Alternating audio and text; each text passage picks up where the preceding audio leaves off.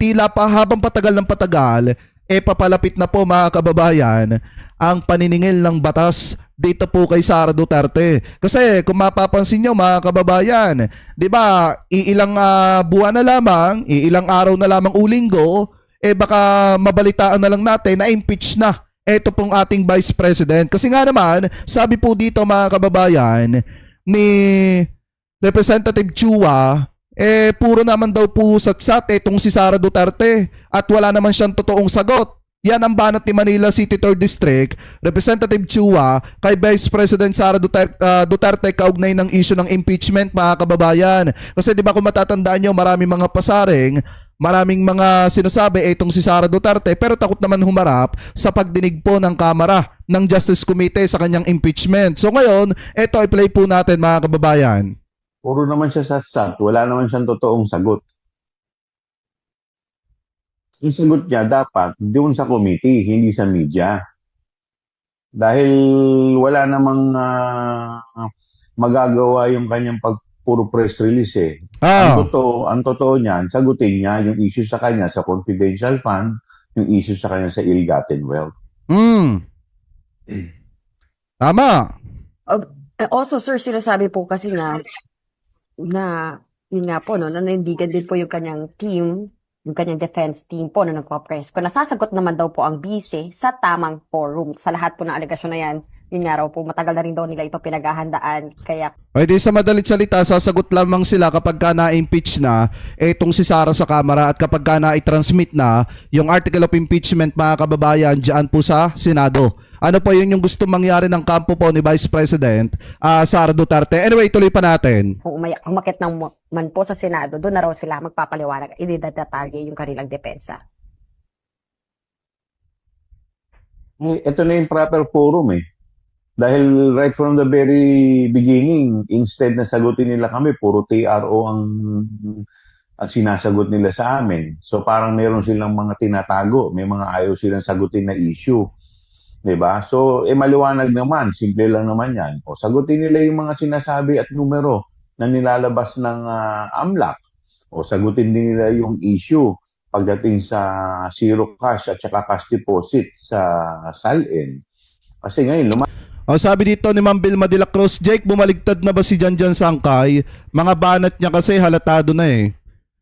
Yun, babaligtad sa administrasyon kay PBBM? Malabo yun mga kababayan. Siguro, kung ano lang yung lumalabas na balita mga kababayan para sa akin, yun lang yung binibigyan ng reaksyon mga kababayan ni Sangkay Janjan kasi napakasulido po niyan sa mga Marcos mga kababayan. Kung makikita ninyo yung past video niyan, talagang ano po yan, talagang solidong Marcos. Ano po, kaya para sa akin mga kababayan, yung salitang baligtad, napakalabo po. Ano po, kasi mga kababayan, sa totoo lang, ang sinamahan naman talaga natin noong 2022, hindi naman talaga si Romualdez. Ang sinamahan natin noong 2022, si PBBM mga kababayan. Kaya po kung mapapansin ninyo, itinatopic ni na Janjan Sangkay si Romualdez, pero wala naman ako nakikitang binabanatan nila si PBBM. Bagkos pinopromote pa nga nila yung magagandang ginagawa ng ating mahal na presidente. Alam niyo, para sa akin, lawakan lang yung pangunawa. Yun lang yun. Base sa AMLAC, bilyonaryo si VP Sara. Hindi siya pobre. Di ba mga kababayan? Much better harapin na lamang po ng kampo ni Sara Duterte. Kasi biruin nyo mga kababayan habang patagal ng patagal, palalim na po ng palalim ang investigasyon patungkol po sa tagong yaman ni Sara Duterte mga kababayan. At ang isa pa dyan, iniimbestigahan na rin po ng NBI yung ginawa pong pagbabanta ni Sara Duterte sa buhay ng ating mahal na presidente, ng First Lady at saka po ng dating House Speaker. Kaya nga kung mapapansin po ninyo, akala ko ba napakarami po ng abogado ni Vice President Sara Duterte, pero bakit ni isa man lang walang nagtanggol sa kanya sa sa hearing ng Kamara? Di po ba? Ni isa man lang, wala man lang naglakas ng loob na ipagtanggol siya. Pumunta dun sa Kamara, harapin ng katanungan, sagutin ang mga katanungan ng mga congressman at idepensa ay itong si Sara Duterte. Pero ni isa, wala man lang naglakas ng loob. So ngayon, habang patagal ng patagal, palalim ng palalim mga kababayan ang investigasyon. Lalo na iniimbestigahan ng po ngayon yung pagbabanta sa buhay ni PBBM ng First Lady at saka po ng dating House Speaker. Ito, i-play po natin. Una po sa lahat, the National Bureau of Investigation at that time conducted investigation on that matter, yung sa threat po na ginawa ni Vice President Sara sa Di ba? kay Presidente Bongbong at kay First Lady po at kay Speaker. So, inimbestigahan po yan, including po yung mga yung digital po, yung mga pronouncement po na nasa social media, tiningnan po yan. And alam naman na po natin that there was a case filed by NBI before the National Prosecution Service of DOJ. So, that will cover testimony and we will also bring the documents at saka video recordings na pina-authenticate po sa National Bureau of Investigation. Naka po. Yun nga po, we filed a case sa National Prosecution Service with DOJ because ang findings po ng ating investigating team at that time is there was really a violation of the revised penal code sa grave threat at saka inciting to sedition, pumasok din po. Yun po yung findings ng ating pong investigating team noon po. O, di ba yung ginawa ni Sara Duterte yung pagbabanta, pasok po mga kababayan sa grave threat, pasok din mga kababayan sa sedisyon yung ginawa po ni Sara Duterte yung pagbabanta. So ngayon, nasa na yung mga DD-shit na nagmamagaling at sinasabi po nila noon na ano yan, ano nga yung sinasabi nila dati? Conditional threat yan. Kaya walang masama dyan. Kasi conditional threat yan. Tandaan po natin, threat is a threat. Pagbabanta ay pagbabanta. Eh ngayon, kita nyo ang sinasabi dito ni Attorney Melvin Matibag, pasok mga kababayan sa grave threat at saka po pasok sa sedisyon yung ginawa ni Sara Duterte. Inciting to sedition, pumasok din po. Yun po yung findings ng ating diba? investigating team noon po. Gusto lang po naming malaman kung iniimbestigahan po ng Bureau itong usapin na ito, yung pagbabanta di umano ng pangalawang Pangulo.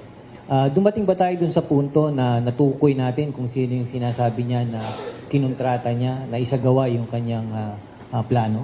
Well, una po sa lahat naman ng papasok sa NBI na threat or anything to anyone, not only the President or any official, sa lahat po, pag pumasok, i-investigahan po namin yan. And we can do that po to proprio, po. So, nung sinabi po yan, may mga investigation at least po na tinitingnan. Of course, as of now, hindi naman po na-identify. But that's one angle also, na kung may ganun, kailangan investigahan, po. Sa katunayan, nag-submit naman ng counter-affidavit doon si Vice President at meron din siyang complaint. We follow that lead also. Tinitingnan din namin kasi meron siyang binabanggit na Oplan Romanov na sinasabi na Romanov, yung parang sinasabi. So, tinignan din po namin yun. Tinitingnan din po namin yun. Tinitingnan din namin yung mga nagbasa po kami ng mga reports, social media, lahat, postings, na nagre-request pala siya na mag-jogging doon sa loob ng Batasan Complex at that time. And there was a lead na sinasabi na pag nag-jogging siya ron, there will be an attempt. So lahat po yan, tinignan po namin. Ayan mga kababayan. Okay, kita nyo? Diba? Kahit ano pa sabihin ng mga DD-shit na kesyo conditional threat, wala, pasok pa rin mga kababayan sa grave threat. Yun ang lumabas sa investigasyon ng NBI. At yan din yung posibleng tatalakayin mga kababayan sa 29.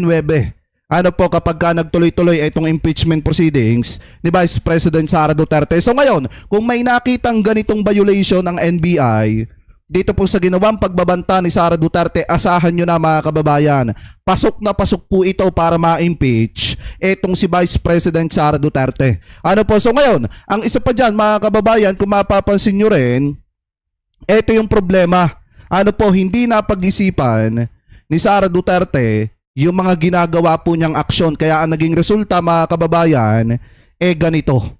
Diba? Ang naging resulta, ganyan. Yung kanya mga naging aksyon ang nagpahamak po sa kanya. Ano po, so ngayon, speaking of hindi nag-iisip mga kababayan, ito pa yung isang hindi nag-iisip. Pakinggan nyo pong mabuti. You think former speaker Etong si Robin Padilla. Kasi mismong inamin niya po mga kababayan na siya po ang kumumbinse kay Bato de la Rosa para magtago. Romualdez refused to appear before the Senate Blue Ribbon. Let's ask Senator, anong inside information doon? Kasi may mga interparliamentary courtesy kayo, di ba? So, ano real score na pinagbigyan sa twice, sabi ni Senator Ping Lacson as chairman of the Senate Blue Ribbon na inimbitahan siya, and yet, I mean, hindi written, ha? Opo. Gusto ko lang din po ipaalam, Manay, kasi ngayon pa lang po ako naging membro ng Blue Ribbon. Okay. Ang dati pong Blue Ribbon na member Yan, ay yung aking mahal na kaibigan, na si Senator Bato. Totoo po yan. absent. Opo. Na-absent siya. Kaya napalitan niyo, sir. Opo, hindi ko naman tinitingnan na absent yun kasi culprit din ako doon. Ako nagsabi sa kanya, pare, magtago ka muna. Kasi O, di ba, inamin niya. O, di ba mga kababayan, kahit wala pang arrest warrant itong si Bato de la Rosa, at kahit hindi pa beripikado yung sinasabi ni Ombudsman Boying Remullana about sa arrest warrant ni Bato, inutusan na po agad ni Robin Padilla na magtago etong si Bato de la Rosa at mismong inamin niya po yun. First time may nag-amin. Oh. Di totoo po. Totoo naman. Ganun talaga ang katotohanan. Sinabi ko sa kanya, pare, pag Ayan o, tabo kaya kaya pinagtatawa na dito Pasyo at ni Jamie Bondok mga kababayan si Robin Padilla kasi inamin niya mismo mga kababayan na siya po ang nag-utos kay Bato na magtago. Pero ikaw, hindi ka nagtago, Hindi ka nagtago nung ano kami ba? nagtago din po ako. For a while. Pero limitaw din ako. Tsaka may warrant po ba? May warrant po ba? Kasi ang iniiwasan ko doon, attorney, pagka si Bato ay hinuli sa Senate at nandun ako, mamamatay na kaming dalawa doon. O bakit? Kasi magtatanggol mo. Hindi, bakit pagtanggol niya ako? Dramatically, ha? Hindi, totoo to. Kasi kung kukunin din lang siya ng dayuhan doon, hindi ako nagdadrama o ano. Okay. Kasi sa akin, personal to eh. Itong warrant na Yung sinasabi, foreigner. kung meron, foreigner to eh. Oo, yeah. Matagal ko nang gustong humanap ng away sa foreigner. Pero kung Pilipino, ayoko. Lagi natayo ito, bandila ng Pilipinas. At nasabi niyo na yun noon, na pag inaresto si Bato, sasama ka. Sinasabi niyo noon eh.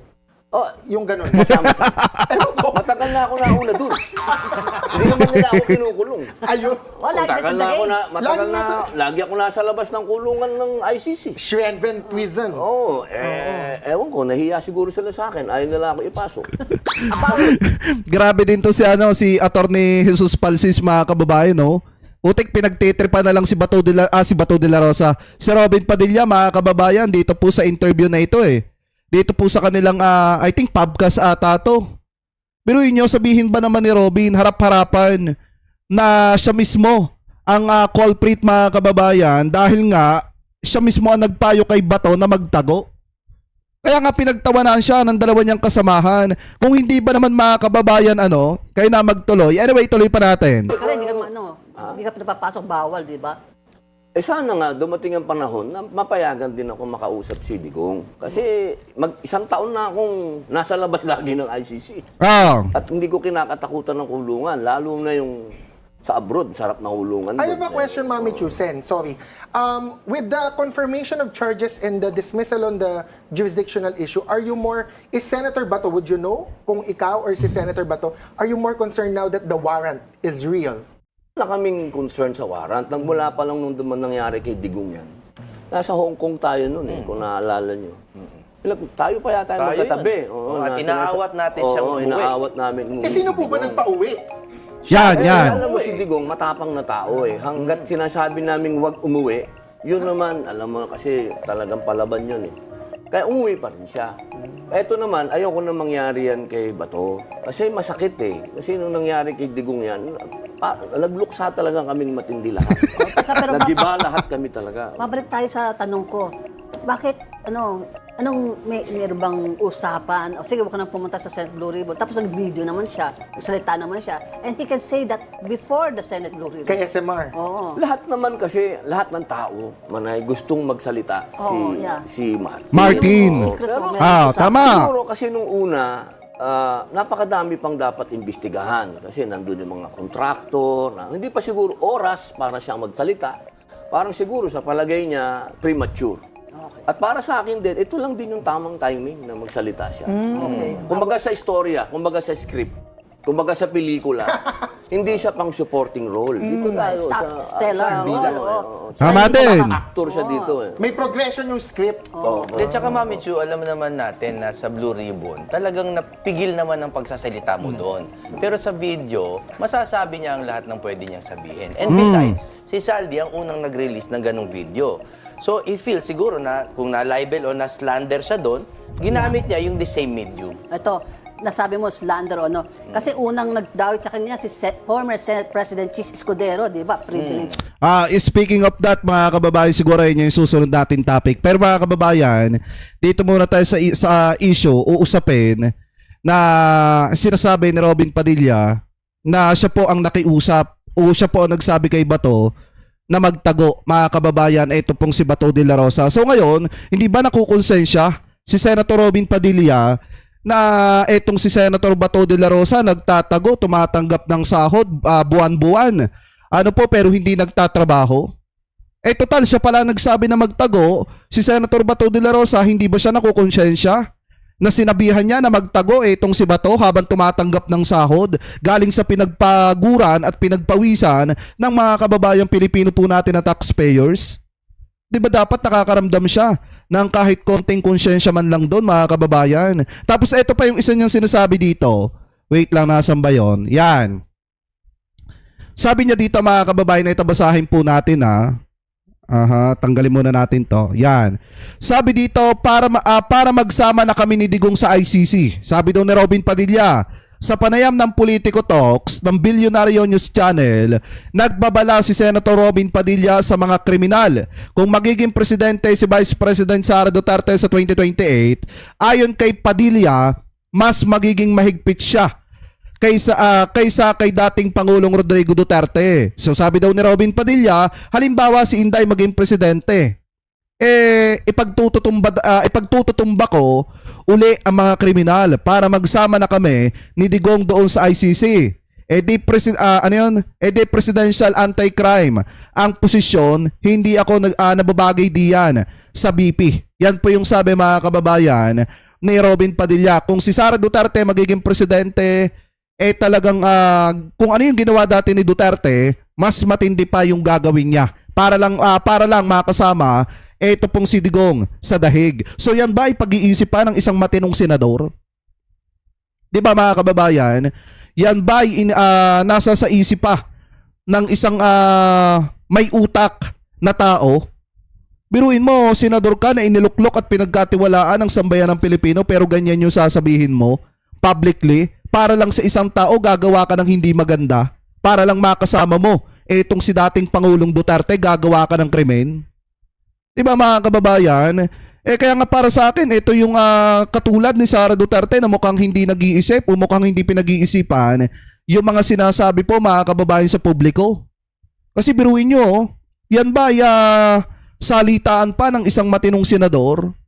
Kaya nga, mga kababayan, para sa akin, dapat sa susunod na eleksyon, kung tumakbo man ulit ito, dapat hindi na po ito suportahan na mga kababayang Pilipino po natin, kasi sayang po talaga ang boto sa tao na ito, mukha po atang hindi nag-iisip. Ano po, mga kababayan? So kayo, kung kayo po ang tatanungin, ano po masasabi ninyo hingil po dito sa mga binibitawang salita ni Robin Padilla, mga kababayan? Comment below na lamang po ha kung ano po ang comment at opinion po ninyo hingil po dyan.